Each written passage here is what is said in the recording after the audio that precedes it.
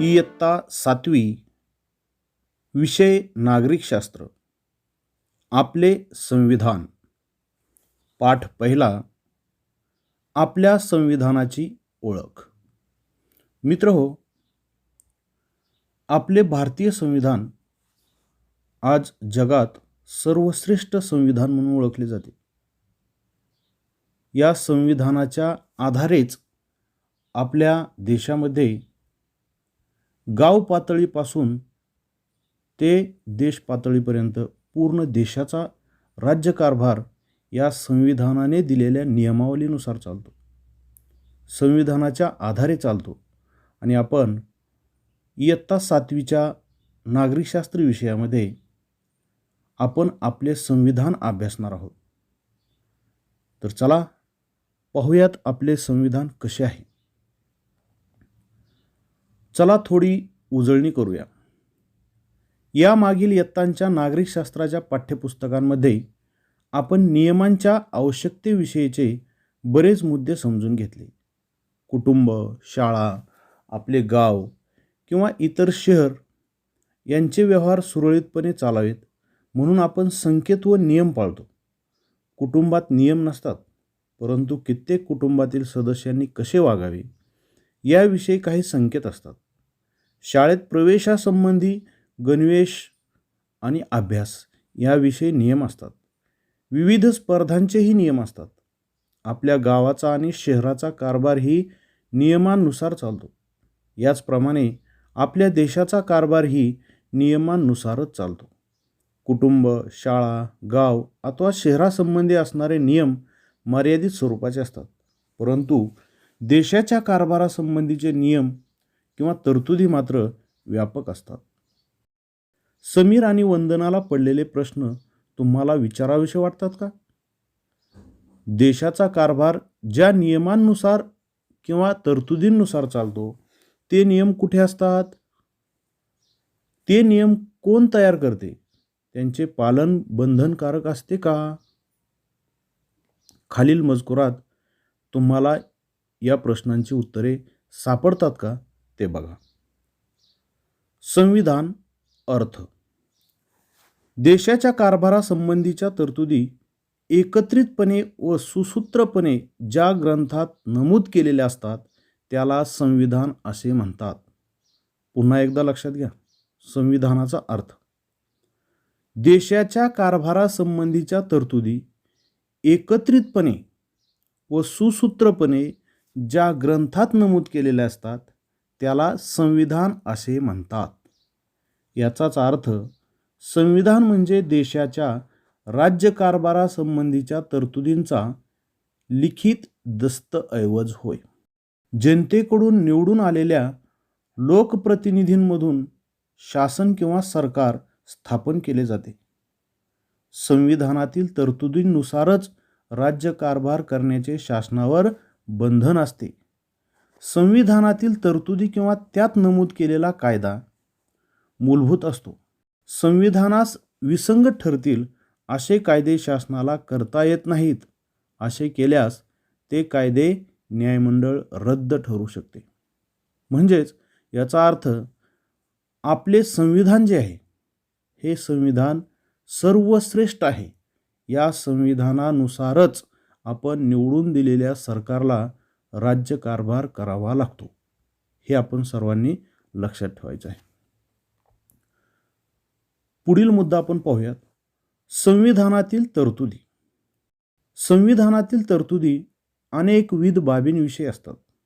उदाहरणार्थ नागरिकत्व, नागरिकांचे हक्क, नागरिक आणि शासन संस्था यांच्यातील संबंध, शासनाने करायच्या कायद्यांचे विषय, निवडणुका, शासनावरील मर्यादा व राज्याचे अधिकार क्षेत्र इत्यादी बाबींविषयी संविधानामध्ये सविस्तर तरतुदी दिलेल्या असतात.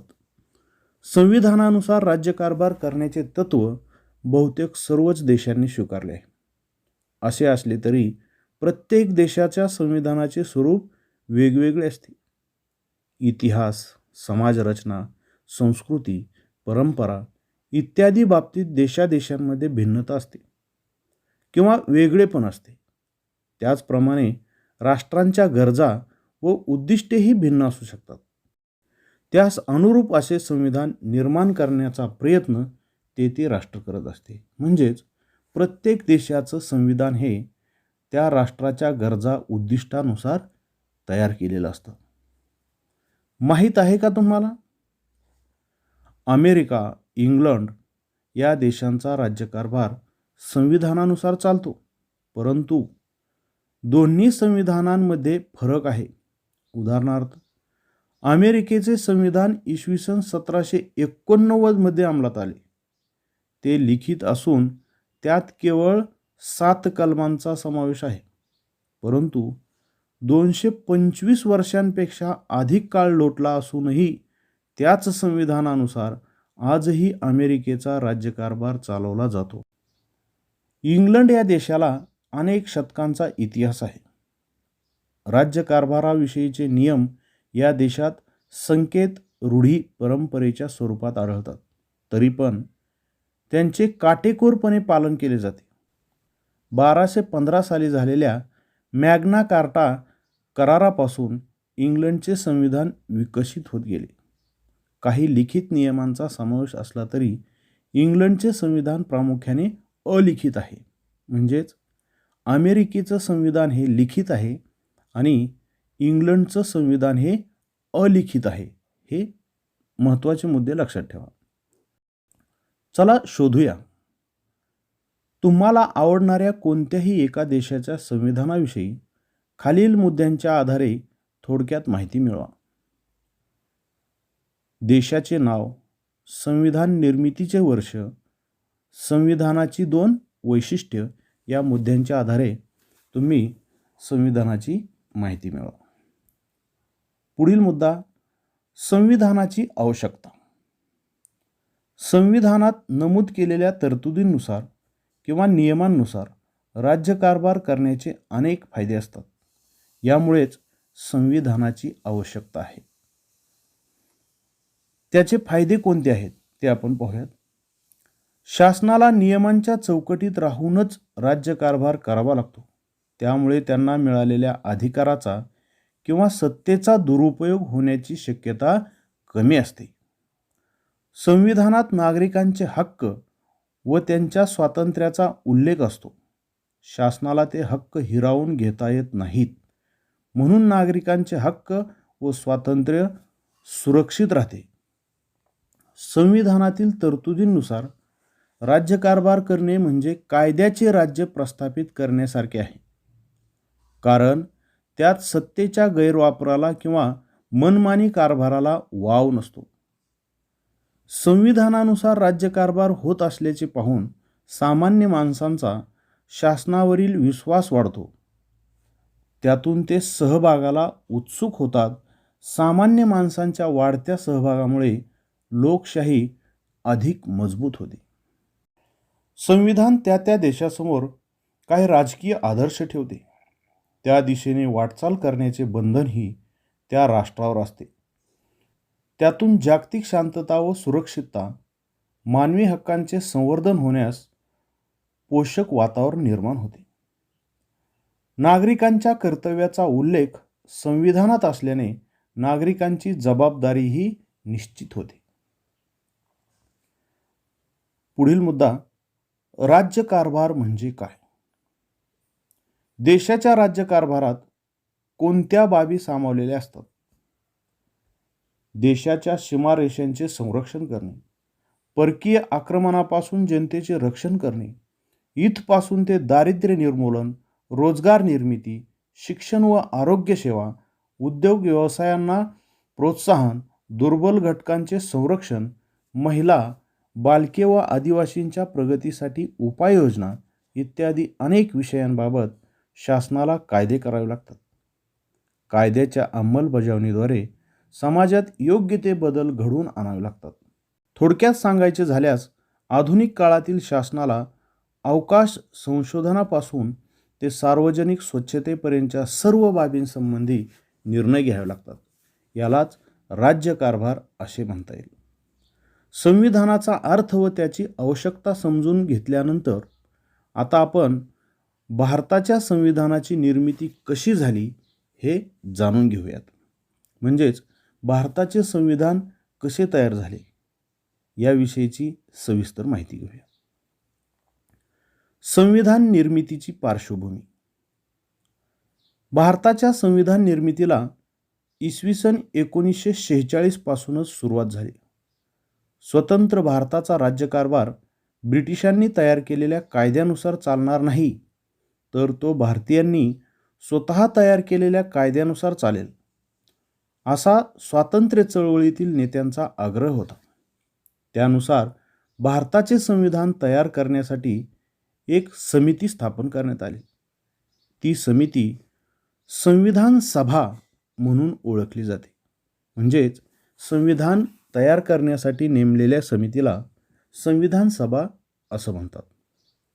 आता ही संविधान सभा कशी होती, त्यामध्ये किती सदस्य होते हे आपण सविस्तर पाहूया. संविधान सभा. आपला देश 15 ऑगस्ट 1947 रोजी स्वतंत्र झाला. तत्पूर्वी भारतावर इंग्रजांचे राज्य होते. इंग्रज सरकारने राज्यकारभाराच्या सोयीसाठी मुंबई प्रांत, बंगाल प्रांत व मद्रास प्रांत यासारखे विभाग पाडले होते. या प्रांतांमधील कारभार तेथील लोकप्रतिनिधींमार्फत चालवला जात होता. त्याचबरोबर देशातील काही भागांचा कारभार तेथील स्थानिक राजे पाहत होते. अशा भागांना संस्थाने म्हणत व त्यांचे प्रमुख संस्थानिक म्हणून ओळखले जात. संविधान सभेत प्रांत आणि संस्थानांचे प्रतिनिधी यांचा समावेश होता. संविधान सभेत एकूण 299 सदस्य होते. डॉक्टर राजेंद्र प्रसाद हे संविधान सभेचे अध्यक्ष होते. म्हणजेच आपल्या भारत देशातील वेगवेगळे प्रांत, वेगवेगळे संस्थानिक या सर्वांचे सदस्य या संविधान सभेमध्ये होते आणि एकूण सदस्य संख्या होती 299 आणि डॉक्टर राजेंद्र प्रसाद हे या संविधान सभेचे अध्यक्ष होते. डॉक्टर बाबासाहेब आंबेडकरांचे योगदान. म्हणजे या संविधान निर्मितीमध्ये डॉक्टर बाबासाहेब आंबेडकर यांचे काय योगदान होते, त्यांनी यासाठी किती मेहनत घेतली होती हे आपण पाहूयात. डॉक्टर बाबासाहेब आंबेडकर हे मसुदा समितीचे अध्यक्ष होते. त्यांचा विविध देशांच्या संविधानाचा गाढा अभ्यास होता. त्यांनी अहोरात्र अभ्यास व चिंतन करून संविधानाचा मसुदा तयार केला. डॉक्टर बाबासाहेब आंबेडकरांनी तयार केलेला संविधानाचा मसुदा संविधान सभेपुढे मांडण्यात आला. त्यावर कलमवार चर्चा झाली. अनेक दुरुस्त्या सुचवण्यात आल्या. संविधानाचा मसुदा संविधान सभेपुढे मांडण्याचे, त्याविषयी विचारलेल्या प्रश्नांना उत्तर देण्याचे, तसेच संविधान सभेच्या सूचनांनुसार मूळ मसुद्यात फेरबदल करण्याचे, प्रत्येक तरतूद निर्दोष करण्याचे काम डॉक्टर बाबासाहेब आंबेडकरांनी केले. भारताच्या संविधान निर्मितीतील या योगदानामुळे त्यांना भारतीय संविधानाचे शिल्पकार असे म्हणतात. संपूर्ण संविधान लिहून पूर्ण झाल्यानंतर संविधान सभेने त्यास मान्यता दिली व त्याचा स्वीकार 26 नोव्हेंबर 1949 रोजी झाला. म्हणून 26 नोव्हेंबर हा दिवस संविधान दिन म्हणून साजरा केला जातो. 26 जानेवारी 1950 पासून संविधानातील तरतुदींनुसार देशाचा राज्यकारभार चालवण्यास सुरुवात झाली. या दिवसापासून भारताचे प्रजासत्ताक राज्य अस्तित्वात आले. म्हणूनच 26 जानेवारी हा दिवस आपण प्रजासत्ताक दिन म्हणून साजरा करतो. यावरून आपल्या असं लक्षात येईल की आपल्या संविधानाच्या मसुदा समितीचे अध्यक्ष असणारे डॉक्टर बाबासाहेब आंबेडकर यांचा संविधान निर्मितीमध्ये किती महत्त्वाचा आणि मोठा वाटा आहे.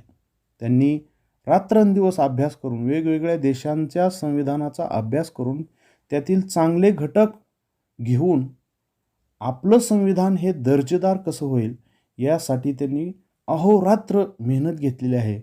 म्हणूनच त्यांना भारतीय संविधानाचे शिल्पकार म्हणून ओळखलं जातं. किती अभिमानास्पद बाब आहे ही. संविधान सभेत चर्चा व विचारविनिमयाच्या आधारे निर्णय घेण्यात आले.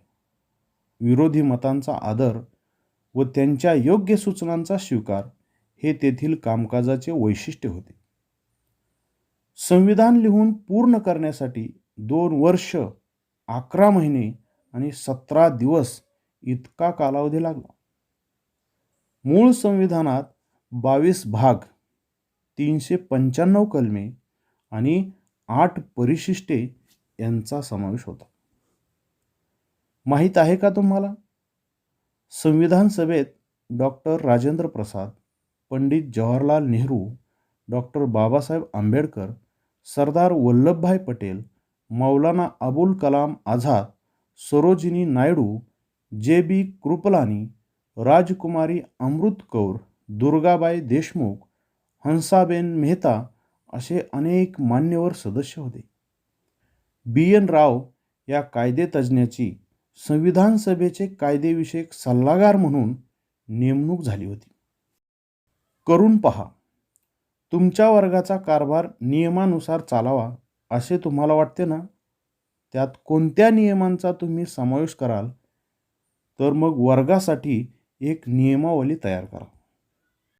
माहीत आहे का तुम्हाला डॉक्टर बाबासाहेब आंबेडकरांचे योगदान जल व्यवस्थापन, परराष्ट्र संबंध, राष्ट्रीय सुरक्षा, पत्रकारिता, अर्थकारण, सामाजिक न्याय अशा विविध क्षेत्रात होते.